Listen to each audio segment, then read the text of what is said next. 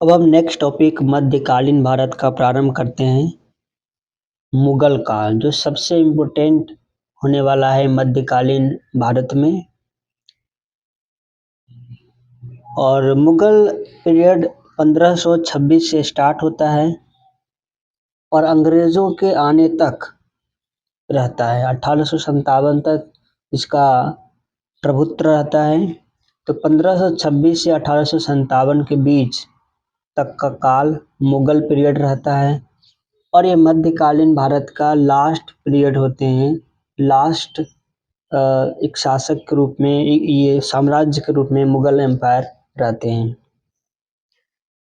इसकी स्थापना बाबर करते हैं 1526 में।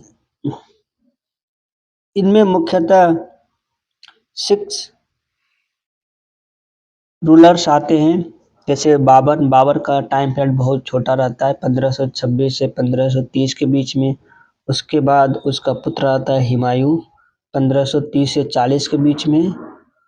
और 40 से 55 के बीच में मुगल साम्राज्य खत्म हो जाता है और एक नए वंश की स्थापना होती है और नए साम्राज्य स्टार्ट होते हैं, सूर साम्राज्य।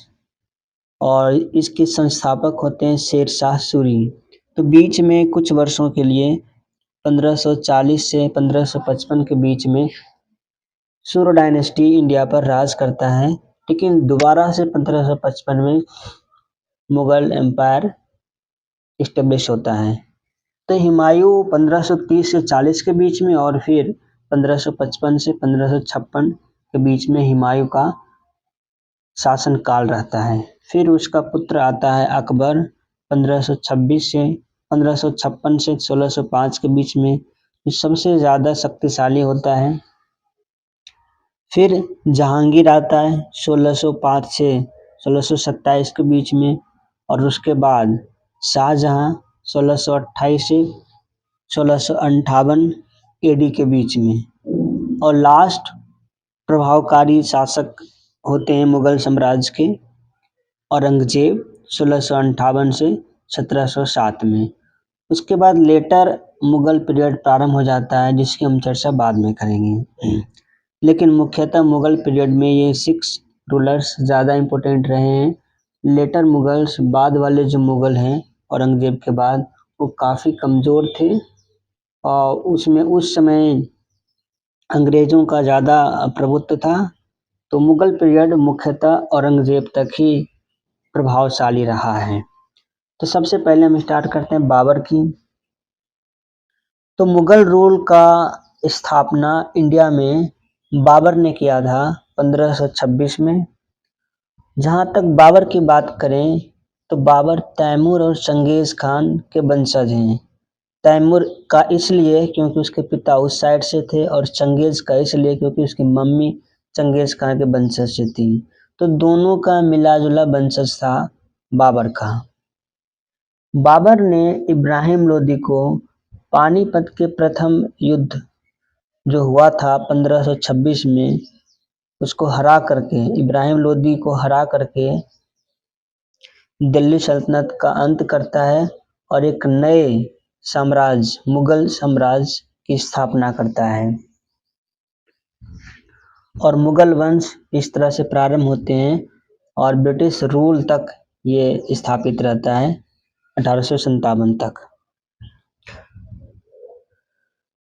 लगातार बाबर ने युद्ध लड़े, जैसे 1526 में पानीपत का प्रथम युद्ध लड़ा, 1527 में उसने खानवा का युद्ध लड़ा, जिसमें मेवाड़ के राणा सांगा के साथ बाबर की युद्ध होती है, जिसमें बाबर यहाँ भी जीत जाता है।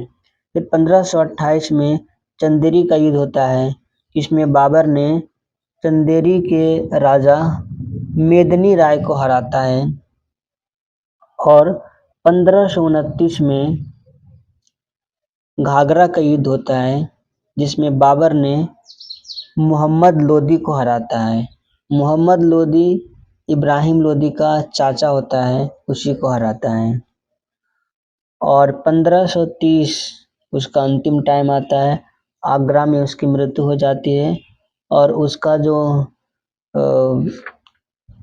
मकबरा है वो काबुल में बनाया जाता है। इन सब के अलावा कुछ महत्वपूर्ण बातें बाबर के बारे में ये भी याद रखनी है कि बाबर पहला वो व्यक्ति थे जिसने इंडिया में गन पाउडर आर्टिलरी का इस्तेमाल किया था। तोपखाने का इस्तेमाल करने वाला प्रथम मुगल थे वो। उसने अपनी ऑटोबायोग्राफी भी लिखी। उस ऑटोबायोग्राफी का नाम था, आत्मकथा का नाम था तुजुक ए बाबरी, और इसको उसने तुर्की में लिखा था। लेकिन बाद में उसका पर्शियन में ट्रांसलेशन किया गया तुजुक ए बाबरी का, और उसका नाम रखा गया बाबरनामा। और ये काम किया था अब्दुल रहीम खाना खाना ने। और इसी को मतलब बाबरनामा को अंग्रेजी में ट्रांसलेट किया था मैडम वेवरेज ने। तो ये कुछ महत्वपूर्ण बातें थी बाबर के बारे में।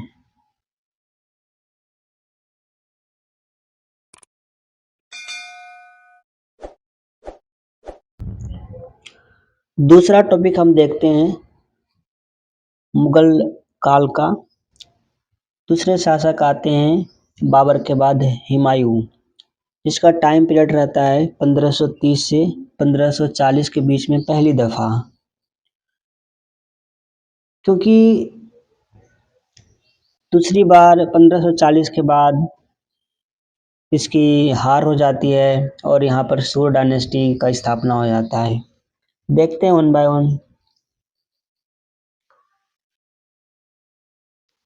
सबसे पहली बात तो ये था कि हुमायूं ने दो महत्वपूर्ण युद्ध लड़ा है शेरशाह के साथ। एक युद्ध होता है चौसा का युद्ध 1539 में, और दूसरा युद्ध होता है 1540 में कन्नौज या बिलग्राम का युद्ध। इन दोनों में हुमायूं की हार होती है, शेरशाह विजयी होता है। और इस तरह से कन्नौज के युद्ध के बाद 1540 में जो हुआ था, उसके बाद मुगल साम्राज्य खत्म हो जाता है और सूर साम्राज्य की स्थापना हो जाती है। और इस तरह से हुमायूं को लगभग 12 वर्षों तक ईरान में भागना पड़ा, वहीं पर अपने जीवन बिताने पड़े। लेकिन शेर शाह की मृत्यु के बाद हुमायूं दोबारा से भारत पर आक्रमण करता है 1555 में, और अफगान को हरा देता है, और एक बार फिर से भारत में मुगल साम्राज्य की, मुगल वंश की स्थापना हो जाती है। लेकिन ये ज़्यादा टाइम तक रहता नहीं है। एक साल के बाद 1556 में ही उसकी मृत्यु हो जाती है, और मृत्यु उनकी लाइब्रेरी के सीढ़ी से गिर जाने की वजह से हुआ था। और ये लाइब्रेरी बनाया गया था दीन पनाह में। इसकी दीन पनाह की स्थापना हुमायूं ने ही की थी दिल्ली में, एज ए सेकेंड कैपिटल, अपनी दूसरी राजधानी के रूप में दीन पनाह को बनवाया था। और वहीं पर लाइब्रेरी थे, और लाइब्रेरी की सीढ़ी पर से ही चढ़ने के दौरान गिरने से उसकी मृत्यु हो जाती है। और उसकी एक बहन थी गुलबदन बेगम, जिसने उसकी आत्मकथा बायोग्राफी लिखी है हुमायूं नामा। तो बस इसके बारे में इतना ही इम्पोर्टेंट पॉइंट याद रखनी है।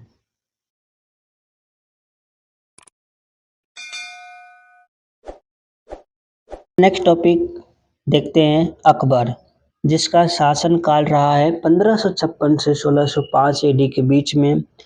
अकबर हुमायूं का सबसे बड़ा बेटा होता है, और महज 14 साल की उम्र में पंजाब के कालानौर में जलालुद्दीन मोहम्मद अकबर बादशाह गाजी का टाइटल लेकर के गद्दी पर बैठता है। और इसके ट्यूटर होते हैं, इसके संरक्षक होते हैं बैरम खान। बैरम खान के संरक्षण में ही ये साम्राज्य पर बैठते हैं, साम्राज्य विस्तार करते हैं। और इसी के टाइम पीरियड में 5 नवंबर 1556 में पानीपत की दूसरी युद्ध होती है।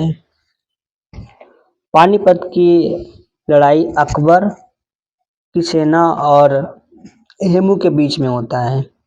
एक्चुअल में हेमू मोहम्मद आदिल शाह का हिंदू जनरल होता है और मोहम्मद आदिल शाह वही व्यक्ति हैं जो सुर डायनेस्टी का सबसे आखिरी शासक होता है।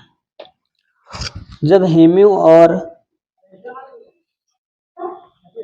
अकबर की सेना के बीच, जिसका नेतृत्व कर रहा होता है बैरम खान, के बीच युद्ध होता है तो हेमू की हार हो जाती है और बैरम खान हेमू की हत्या कर देता है और इस तरह से मुगल अफगान के बीच में जो कंटेस्ट चल रहा होता है दिल्ली की गद्दी पर बैठने को लेकर के, वो खत्म होता है और ये पूरा एम्पायर मुगलों के कब्जे में हमेशा के लिए चला जाता है।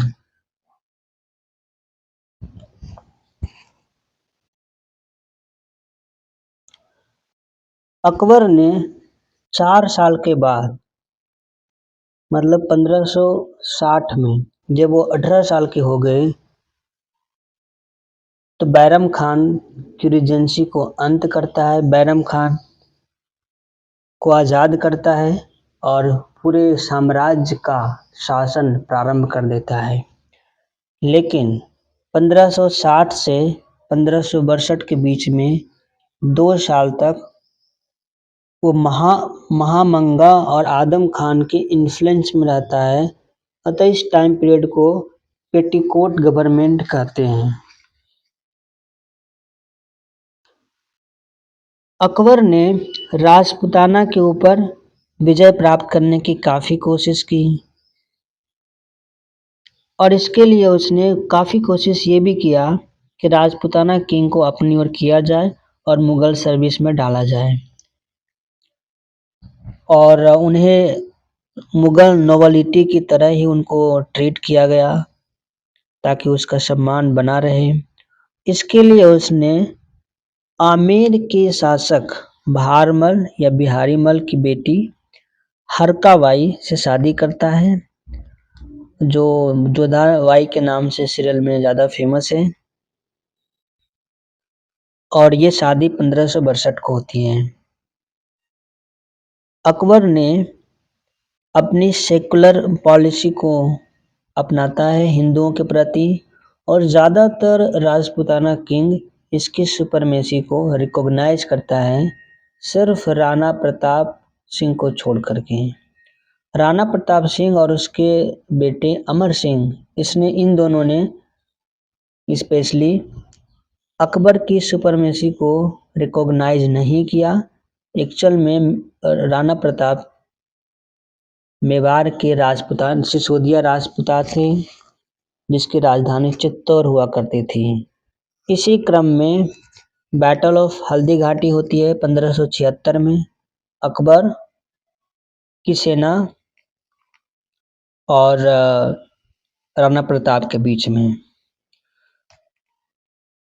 जब बैटल ऑफ हल्दी घाटी होती है जिसमें मेवाड़ के राणा प्रताप और मुगल आर्मी को लीड कर रहा होता है आमेर के राजा मान सिंह, इसके बीच में युद्ध होती है तो राणा प्रताप की हार हो जाती है। हालांकि वो उसकी सुपरमेसी को रिकॉग्नाइज नहीं करता है और स्ट्रगल को कंटिन्यू रखता है।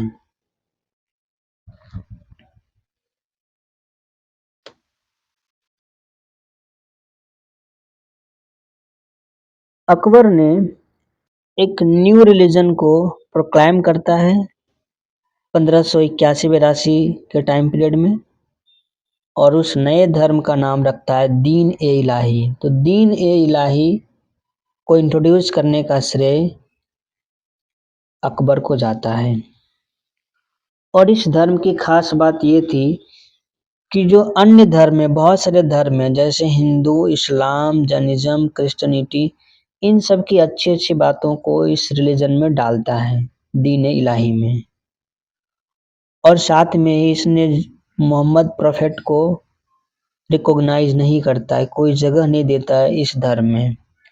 बीरबल एकमात्र हिंदू होते हैं जो इस नए धर्म को फॉलो करता है। हालांकि दीन इलाही बहुत ज़्यादा पॉपुलर नहीं हो पाता है।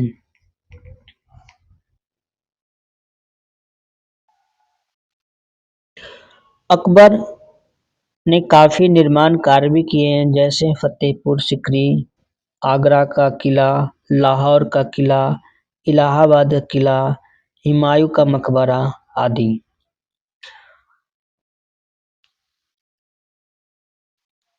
फतेहपुर सिकरी के बारे में एक अच्छी कहानी ये है, जो कि आगरा के ही नज़दीक में है।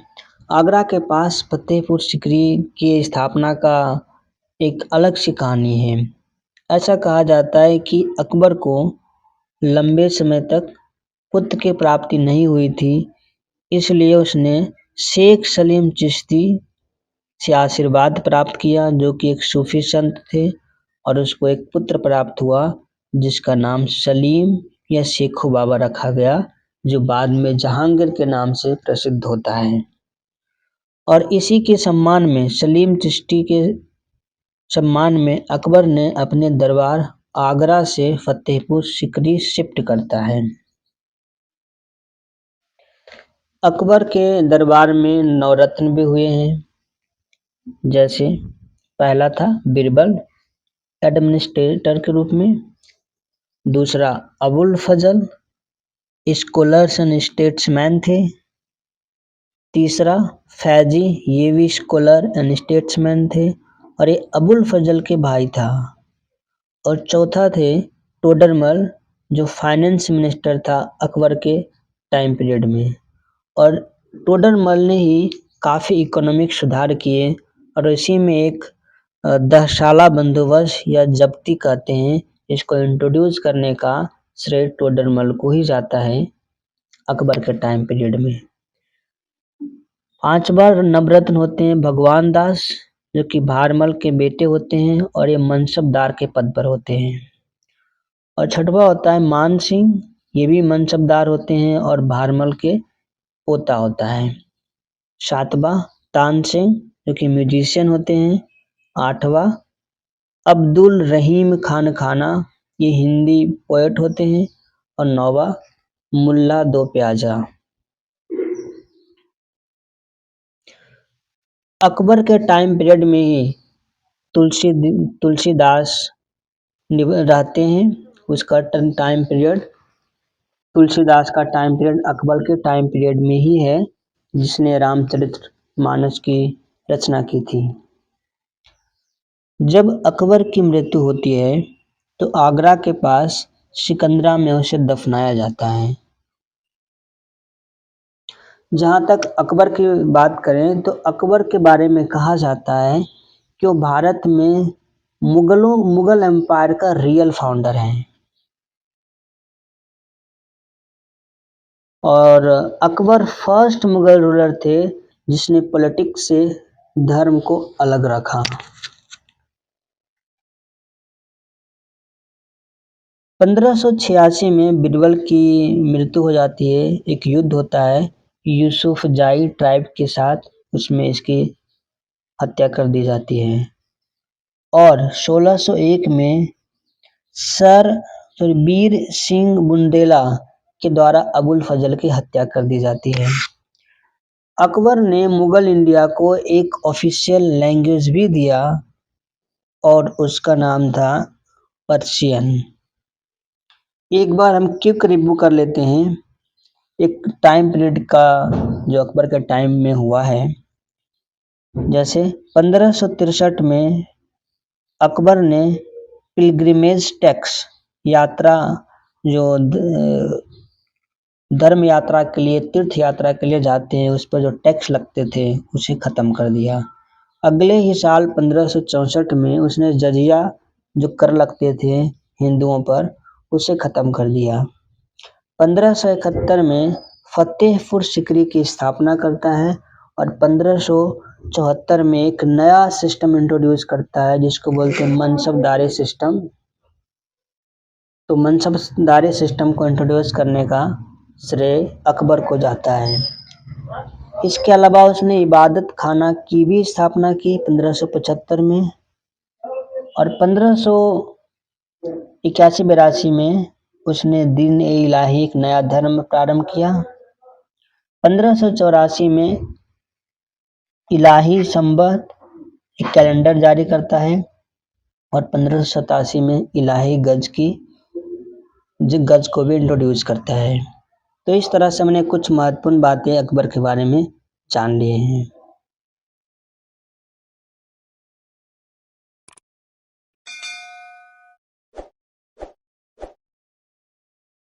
अब हम देखते हैं नेक्स्ट टॉपिक जहांगीर को, जिसका शासनकाल रहा है 1605 ईडी से 1627 ईडी तक।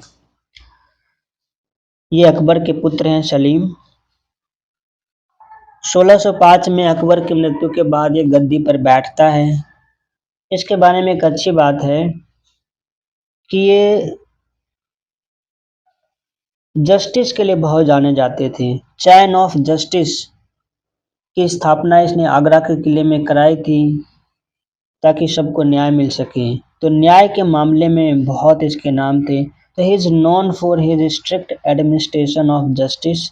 इसके लिए उसने स्थापित किया जंजीर ए अदाल, जिसे चैन ऑफ जस्टिस कहते हैं। ये मेहर अन निसा एक विधवा से शादी करता है और जिसे बाद में नाम देता है नूरजहां। और नूरजहां ट्रेमेंडस इन्फ्लुएंस होता है उनका स्टेट अफेयर्स पर। बहुत सारे स्टेट से संबंधित कार्य को एक्सरसाइज करती है। She was made the official Padshah Begum. Jahangir ने जॉइंटली इशू किया एक कॉइन जिसमें नूरजहां के नेम थे और उसका खुद का नाम था। Jahangir issued coins jointly in Noorjahan's name and his own name। 1608 में कैप्टन विलियम हॉकिंस जो कि ईस्ट इंडिया कंपनी के रिप्रेजेंटेटिव थे, वो जहांगीर के कोर्ट में आता है और लेकिन वो अकबर के नेम से उन्हें पता होता है कि अकबर का शासन है, लेकिन अकबर की मृत्यु हो जाती है तब तक और ये जहांगीर के कोर्ट में पहुंचते हैं। और इसी के टाइम पीरियड में 1615 में सर थॉमस रो भी आता है, जो कि इंग्लैंड के किंग जेम्स फर्स्ट थे। किंग जेम्स फर्स्ट के एम्बेसडर के रूप में सर थॉमस रो आते हैं। शुरुआत में जहांगीर इस अंग्रेजों को थोड़े रेजिस्ट करते हैं, इसका विरोध करते हैं, लेकिन बाद में उसने इंग्लिश को फैक्ट्री बनाने के लिए, ट्रेडिंग पोर्ट बनाने के लिए सूरत में परमिशन दे देता है।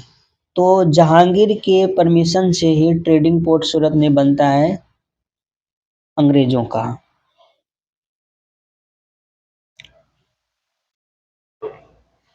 जहांगीर के टाइम पीरियड में बहुत सारे रिवोल्ट भी हुए, जिनमें उसका पुत्र खुसरो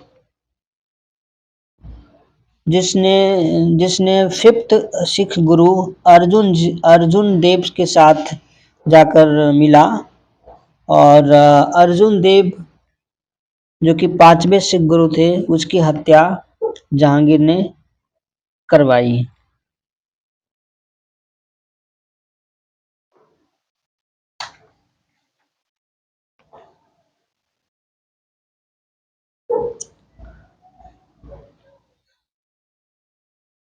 जहांगीर को उसकी मृत्यु के बाद लाहौर में दफनाया गया था और जहांगीर ने अपनी मेमोरीज को पर्शियन लैंग्वेज में लिखा है और उस मेमोरीज को कहा गया तिजुक ए जहांगीरी। तो तिजुक ए जहांगीरी के लेखक जहांगीर ही थे। तो इस तरह हमने महत्वपूर्ण बातें जहांगीर के बारे में देख ली है।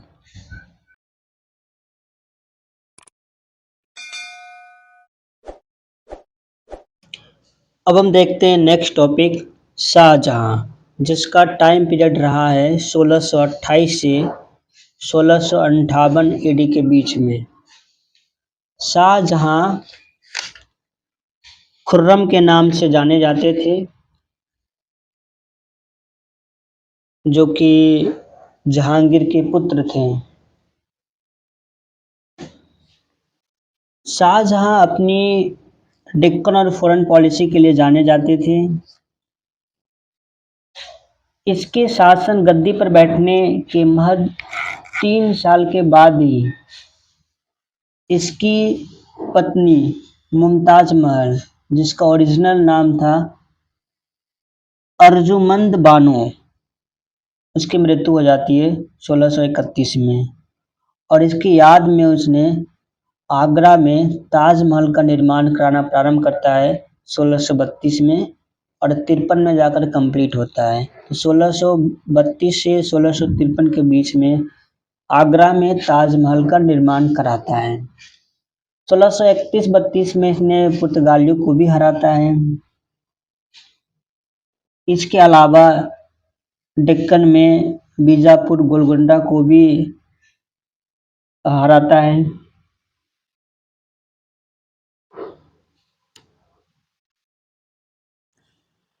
शाहजहां ने कांधार को, जो अफगानिस्तान का कांधार है, उसको रिकवर करता है। जहां तक शाहजहां के शासन की बात करें तो मुगल डायनेस्टी में बड़ा ही इंटरेस्टिंग इसका टाइम पीरियड रहा है, क्योंकि ये आर्ट, कल्चर और आर्किटेक्चर को प्रमोट करने के लिए जाने जाते थे अपने पीरियड में। जैसा कि इसने काफ़ी कुछ बिल्डिंग किया है, जैसे रेड फोर्ट, जामा मस्जिद और ताजमहल, इन सब का निर्माण शाहजहां ने ही किया है। इसके अलावा और भी चीज़ें उसने किया है, जैसे मोती मस्जिद का भी निर्माण इसने कराया है। तो आगरा में मोती मस्जिद और ताजमहल का निर्माण कराया। जामा मस्जिद और रेड फोर्ट का निर्माण दिल्ली में करवाया। तो मुगल एम्पायर में ये गोल्डन एज के रूप में इसका टाइम पीरियड माना जाता है।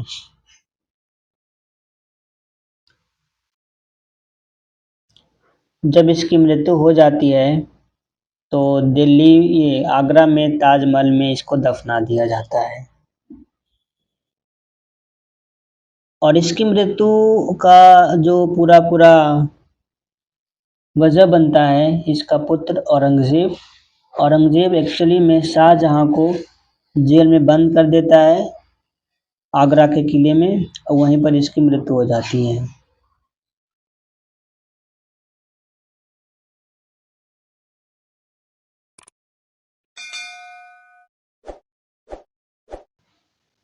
मुगल पीरियड का लास्ट रूलर औरंगज़ेब को हम देखेंगे अब, जिसका टाइम पीरियड रहा है 1658 ईडी से 1707 ईडी के बीच में।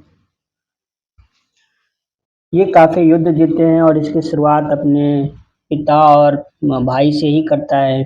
पिता को जेल में डालता है और भाई को अपने रास्ते से साफ करता है और गद्दी पर बैठता है। साम्राज्य विस्तार सबसे ज़्यादा औरंगज़ेब के टाइम में ही होता है।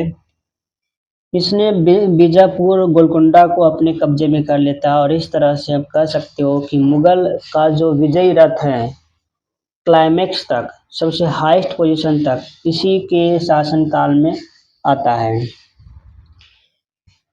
इसने 9वें सिख गुरु तेज बहादुर की हत्या कर देता है 1675 ईस्वी में, जब ये इस्लाम को मानने से इनकार कर देते हैं। और जब ऐसा होता है तो सिख गुरु, जो 10वें सिख गुरु होते हैं और लास्ट सिख गुरु होते हैं, गुरु गोविंद सिंह, जो कि तेज बहादुर के पुत्र होते हैं, उसने से बदला लेने के लिए और मुस्लिम के विरुद्ध लड़ाई करने के लिए खालसा का निर्माण करता है। खालसा एक योद्धाओं की कम्युनिटी होती है। इसके अलावा शिवाजी के दरबार में, औरंगजेब के दरबार में शिवाजी भी आते हैं और शिवाजी को उसने कैद कर लेता है औरंगजेब। लेकिन शिवाजी वहाँ से भागने में सफल रहते हैं। इस तरह से उसने धोखा के साथ उसको मारने की कोशिश भी किया, लेकिन शिवाजी थोड़े चौकन्ने थे और बच गए। औरंगज़ेब को जिंदा पीर भी कहा जाता है, लिविंग संत, और इसने जजिया को रीइंट्रोड्यूस कर दिया था। इन सब के अलावा इसने औरंगाबाद में बीवी का मकबरा भी बनाया है अपने क्यून की याद में। दिल्ली के लाल किले के अंदर मोती मस्जिद बनाने का श्रेय भी औरंगज़ेब को जाता है। औरंगज़ेब के टाइम पीरियड में बहुत लंबा साम्राज्य विस्तार हुआ था। नॉर्थ में जम्मू कश्मीर तक इसके साम्राज्य विस्तार हो चुके थे। तो इस तरह हमने कुछ महत्वपूर्ण बातें औरंगज़ेब के बारे में जान ली, और लास्ट में 1707 में औरंगज़ेब की मृत्यु हो जाती है और दौलताबाद में इसको दफना दिया जाता है।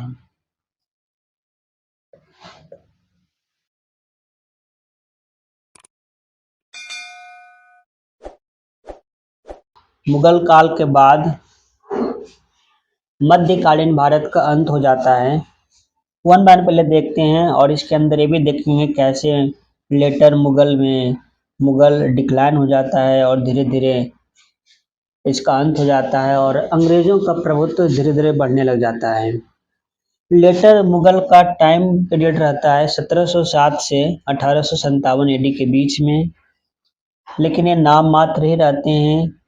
इस टाइम पीरियड में मोस्टली अंग्रेजों का प्रभुत्व रहता है इंडिया के ऊपर। सबसे पहले हम बात करते हैं कि औरंगजेब की मृत्यु के बाद पहली बार लेटर मुगल काल में जो गद्दी पर बैठता है वो है बहादुर शाह प्रथम, 1707 से 1712 एडी के बीच में, और ये शाह आलम प्रथम के टाइटल से गद्दी पर बैठता है। फिर जहांदार शाह आती है, जहांदार शाह 1712 से 1713 के बीच में गद्दी पर आता है, और ये जुल्फिकर खान की मदद से गद्दी पर आता है। किंग मेकर होते हैं जुल्फिकर खान, और आने के बाद ये जजिया को ख़त्म करता है। फिर नेक्स्ट आता है फर्रुखसियार 1713 से 1719 एडी के बीच में। ये भी सैयद ब्रदर की मदद से गद्दी पर आता है। सैयद ब्रदर में होते हैं अब्दुल्ला खान और हुसैन खान। इन दोनों किंग मेकर की भूमिका में आते हैं और फर्रुखसियार को गद्दी पर बैठाता है।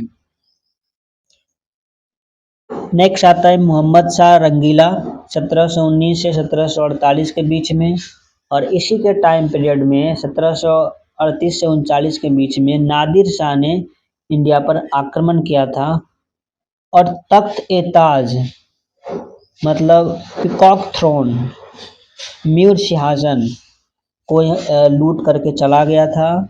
साथ में ही कोहिनूर डायमंड को भी लूट कर चला गया था।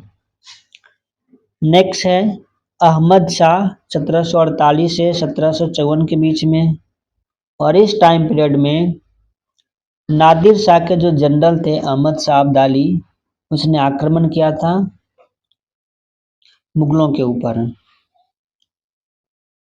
नेक्स्ट है आलमगीर द्वितीय 1754 से 1759 के बीच में। इसी टाइम पीरियड में आगे हम देखेंगे कि बैटल ऑफ प्लासी 1757 में इसी का टाइम पीरियड में होता है। फिर नेक्स्ट शाह आलम सेकेंड 1759 से 1806 एडी के बीच में। ये वो राजा होते हैं ये जो 12 वर्षों तक दिल्ली में एंटर नहीं करता है, क्योंकि नजीब खान दिल्ली में बहुत पावरफुल में रहते हैं, बहुत पावरफुल पोजीशन में रहने की वजह से डर के मारे दिल्ली में 12 वर्षों तक एंटर नहीं करता है। शाह आलम द्वितीय।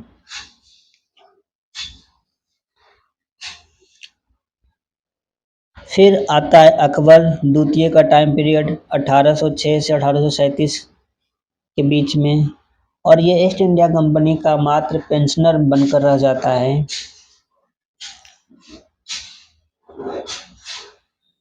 और लास्ट आता है बहादुर शाह द्वितीय। यह बहादुर शाह जफर 1837 से 1857, इसी के टाइम पीरियड में 1857 का रिवॉल्ट होता है इंडिया में, और ये लास्ट मुगल एम्परर होते हैं।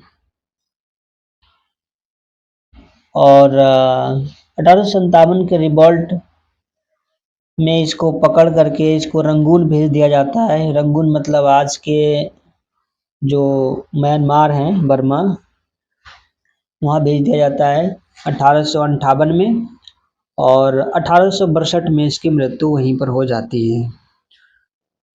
तो मोस्टली हम देखें तो यहाँ पर कुछ बहुत बड़ा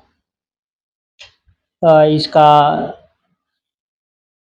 प्रभुत्व नहीं रहा इंडिया पर। अंग्रेजों का बहुत बड़ा यहाँ पर कब्जा रहा इंडिया के ऊपर। तो हम आगे आधुनिक भारत में अंग्रेजों के बारे में अध्ययन करेंगे, लेकिन क्वेश्चन है कि ये क्यों डिक्लाइन क्यों कर गया, इसके डिक्लाइन करने का क्या कारण रहा था। तो उसके पीछे बहुत सारे कारण रिस्पॉन्सिबल थे। जैसे पहली बात तो औरंगजेब के बाद जो शासक आए उतने सक्षम शासक नहीं आए जो इस पूरे को संभाल सके। जिस तरह से मुगल एम्पायर का जो ग्लोरियस था, जिसको बाबर ने स्थापित किया था, हुमायूं ने ब्रेवली इसको डिफेंड किया था, अकबर ने बुद्धिमानी से इसको कंसोलिडेट किया था, लेकिन अकबर के बाद औरंगजेब के बाद मुगल साम्राज्य तेजी से डिक्लाइन किया। इसके महत्वपूर्ण कारण बहुत सारे रहे हैं, जिनमें से पहला कारण मैं आपको बताना चाहूँगा कि औरंगजेब की भी बहुत सारी पॉलिसी थी राजपूत के प्रति, दक्कन के प्रति, और रिलीजियस पॉलिसी भी थी जो जिम्मेदार थी। जैसे औरंगजेब की मृत्यु होती है और मुगल साम्राज्य डिक्लाइन करने लग जाता है। जैसे कुछ एग्जाम्पल देखें तो मुगलों में औरंगजेब ने बहुत सारे हिंदू धर्म से संबंधित हस्तक्षेप किए थे। जैसे सती प्रथा को बैन कर दिया था, हिंदू फेस्टिवल को बैन कर दिया था औरंगजेब ने, झरोखा दर्शन, और कोर्ट में दरबार में म्यूजिक बजाना ये सब बंद कर दिया था। तुलादान को भी बंद कर दिया था। तुलादान मतलब राजाओं को तौलने की जो प्रथा थी वो बंद कर दिया। जजिया को उसने रीइंट्रोड्यूस कर दिया। तो ये सब वजह से भी लोगों में बहुत नाराजगी थी, और इसकी मृत्यु के बाद कमजोर पड़ता गया शासन। इसके अलावा जैसा कि मैं बता चुका हूँ, शासक भी मजबूत नहीं आए, और इस टाइम पीरियड में जागीरदारी की संकट भी पनपने लग गई थी, और मराठा मजबूत होने लग गया था। कुछ रीजनल पावर बंगाल में भी मजबूत होने लग गए। बंगाल, हैदराबाद, अवध, मैसूर, ये सब छोटे छोटे पावर जो रीजनल पावर थे, इसका जो उद्भव होता है, इस वजह से भी ये छोटे छोटे टुकड़ों में साम्राज्य बढ़ता चला गया। कुछ फॉरेन इन्वेजन भी हुए, जैसे नादिर शाह ने 1739 में आक्रमण कर दिया, और साथ में ब्रिटिश का भारत पर जो विजय हुआ वो भी बहुत बड़ा रिस्पॉन्सिबल था मुगल साम्राज्य के डिक्लाइन का। तो ये सारे डिक्लाइन थे। इन सबों के अलावा हम ये देखें कि मुगल ने कौन कौन से इम्पोर्टेंट काम किए, तो हम सबसे पहले बात करें अकबर की। तो अकबर ने बहुत सारे काम किए, जैसे मनसबदारी सिस्टम को लाया, जो कि एक ऑफिसर के रूप में एक रैंक को डिसाइड करता है, और रैंक होल्डर को मनसब कहा जाने लगा। तो मनसबदारी प्रथा दोनों सिविल और मिलिट्री दोनों में थे। और इसके अलावा बहुत सारे रेवेन्यू कलेक्शन की और लैंड रेवेन्यू का सिस्टम में इम्प्रूवमेंट किया गया, जैसे 10 साला बंदोबस्त या जब्ती जो टोडरमल के द्वारा इसको स्टार्ट किया गया था। मतलब 10 साल के बाद ये डिटरमाइन किया जाएगा कि किस स्टैंडर्ड मेथड पर कलेक्शन करना है, क्या रेट रहेगा। तो 10 सालों तक रेट फिक्स किए जाते थे क्रॉप के, किस रेट पर टैक्स लिया जाएगा और उसके बाद दोबारा से रिव्यू करेंगे 10 साल के बाद। तो लैंड रेवेन्यू और टैक्सेशन में सुधार इस पद्धति के जरिए लाया गया। इसके अलावा अकबर ने अपने लिए सिकंदरा में मकबरा भी बनवाया, जिसको बाद में जहांगीर ने कंप्लीट कराया था। फतेहपुर सिकरी, जिसके निर्माण का श्रेय अकबर को जाता है, उसका आर्किटेक्चर के यदि फतेहपुर सिकरी के आर्किटेक्चर की बात करें तो बड़ा इंटरेस्टिंग रहा है, क्योंकि रेड सैंडस्टोन से बनाया गया है वो।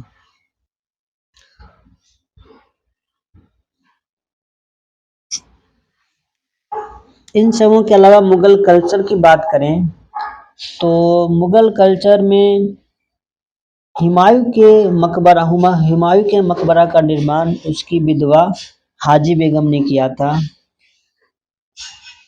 और फतेहपुर सिकरी में पंचमहल का निर्माण, मरियम महल, दीवान आम, दीवान खास, इन सब का भी निर्माण कराया गया था। बुलंद दरवाज़ा, इसका निर्माण फतेहपुर सिकरी के एंट्रेंस गेट के रूप में हुआ था, अकबर ने करवाया था गुजरात के विक्ट्री के बाद। बीरबल का महल, तानसेन का महल, ये सभी फतेहपुर सिकरी के अंदर ही बनाए गए थे।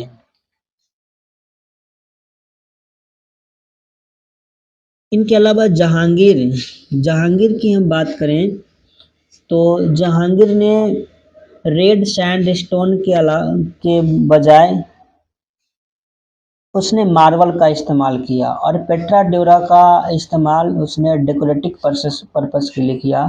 जहाँ तक पेट्रा ड्यूरा टेक्निक की बात करें तो इस टेक्निक में सेमी प्रेशस स्टोन, अर्ध कीमती पत्थरों के ऊपर फ्लावर के डिज़ाइन बनाए जाते थे, इसको पेट्रा ड्यूरा कहा जाता था। ये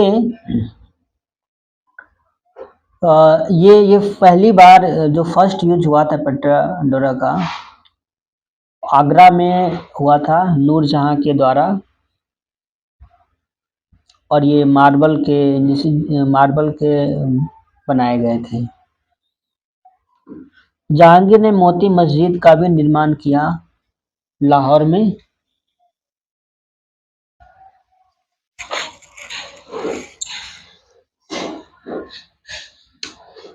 औरंगजेब के द्वारा लाल किले में एकमात्र बिल्डिंग बनाया गया है मोती मस्जिद।